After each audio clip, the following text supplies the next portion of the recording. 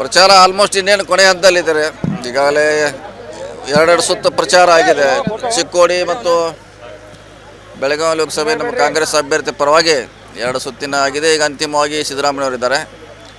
So ಈಗಾಗಲೇ 2 ಹಂತ ಮುಗಿಸಿದ್ದೀವಿ. ಇದೇ ಚೆನ್ನಾಗಿದೆ. ಈಗ ನಮ್ಮದೇ ಆದ ವೋಟ್ ಬ್ಯಾಂಕ್ ಇದ್ದಾರೆ. ಕಾಂಗ್ರೆಸ್ಸಿನ ಭದ್ರಕೋಟೆ ಇದೆ.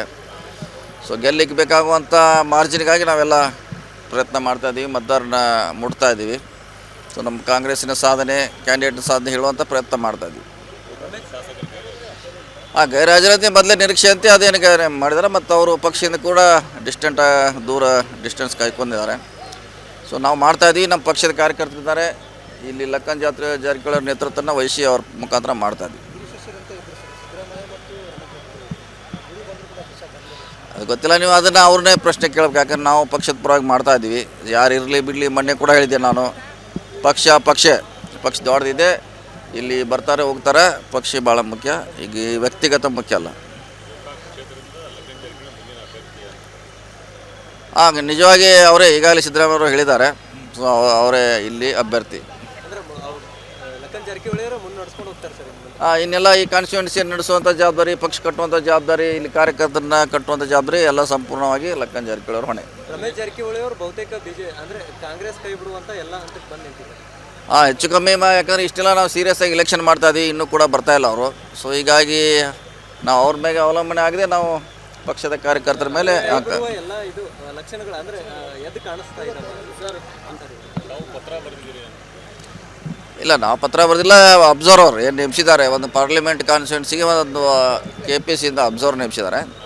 ಅವರು ರಿಪೋರ್ಟ್ ಮಾಡಿದ್ದಾರೆ. ರಮೇಶ್ ಜಾರಕಿಹೊಳಿ ಕಾಂಗ್ರೆಸ್ಸಿನ ಪರವಾಗಿಲ್ಲ, BJP ಪರವಾಗಿ ಮಾಡ್ತಿದ್ದಾರೆ ಅಂತ ಅವರು 2 ಕಡೆ ರಿಪೋರ್ಟ್ ಮಾಡಿದ್ದಾರೆ. ಸರ್, ಈಗ ಇದೆಲ್ಲ ನೋಡಿದರೆ ಬೆಳವಣಿಗೆ ಒಬ್ಬ ರಾಜಕಾರಣಿ ಪಕ್ಷದ ಕಾರ್ಯಚಟುವಟಿಕೆಯಲ್ಲಿ ಅವರು ಮನೆ ಪಕ್ಕದಲ್ಲೇ ಒಂದು ಸಮಾವೇಶ ನಡೆದರೂ ಕೂಡ ಗೈರಾಗ್ತಾರಂದರೆ ಪಕ್ಷ ಬಿಡುವಂಥ ಹೌದು ಎಲ್ಲ ಸೂಚನೆಗಳು ಇದೆ. ಮುಂದೆ ಭಾಳ ಸಾರಿ ಅವರ ಆಪ್ತರ ಮುಂದೆ ಬಹುಶಃ ಹೇಳಿದ್ದಾರೆ, ಚುನಾವಣೆ ನಂತರ ನಾವು ನಿರ್ಧಾರ ತೆಗಿತೀವಿ ಅಂತ ಅಷ್ಟೇ.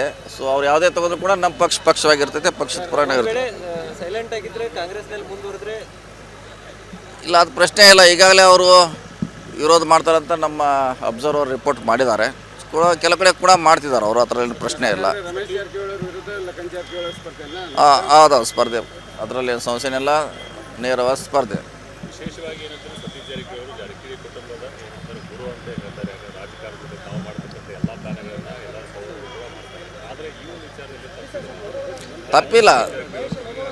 ತಪ್ಪಿಲ್ಲ, ಅವ್ರು ಬರಬೇಕು. ಅವ್ರದ್ದೇನೋ ಹಿಡನ್ ಅಜೆಂಡಾ ನಮ್ಗೆ ಗೊತ್ತಿಲ್ಲ. ಅವ್ರದ್ದು ಏನಿದೆ ಗೊತ್ತಿಲ್ಲ.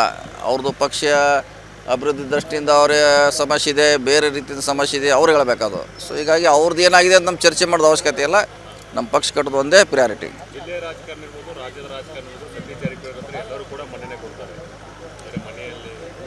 ಕೊಟ್ಟಿದ್ದಾರೆ, ಇಲ್ಲಿವರೆಗೆ ಅವರು ಕೊಡ್ತಾ ಇಲ್ಲ. ನಾವು ಸುಮಾರು 6 ತಿಂಗಳಿಂದ ಕಾದು ನೋಡಿದ್ವಿ, ಕೊಟ್ಟಿಲ್ಲ. ಈಗ ಅನಿವಾರ್ಯವಾಗಿ ಪರ್ಯಾಯವಾಗಿ ಲಕ್ಕನ್ ಜಾರಕಿಹೊಳಿ ನೇತೃತ್ವದಲ್ಲಿ ಈ ಸಂಘಟನೆ ಮಾಡ್ತಾ ಇದ್ದೀವಿ. ಇದರಿಂದ ಸತೀಶ್ ಜಾರಕಿಹೊಳಿ ಅವರ ರಾಜಕೀಯದ ಮೇಲೆ ಏನಾದರೂ ಏನೂ ಆಗೋಲ್ಲ. ಪಕ್ಷ ಒಬ್ಬ ಸಹೋದರರು ಈ ರೀತಿ ಮಾಡಿದರೆ ಮುಂದಿನ ನಿಮ್ಮ ಭವಿಷ್ಯದ ಮೇಲೆ ಇಲ್ಲ, ಏನೂ ಆಗೋಲ್ಲ. ಅದಕ್ಕೆ ಏನೇನು